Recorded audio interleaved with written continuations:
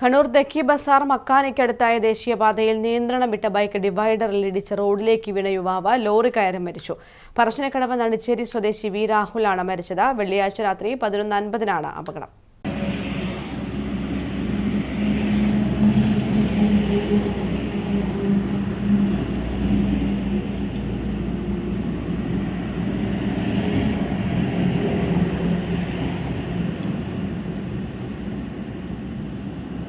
Axis bank തെക്കി Bazar ശാഖ deputy manager, Parassinikkadavu നടിച്ചേരി രക്തസാക്ഷി സ്മാരക വായനശാലയ്ക്ക് സമീപത്തെ കല്ലൂരി ഹൌസിൽ വി രാഹുലാണ് മരിച്ചത്. 30 വയസ്സായിരുന്നു.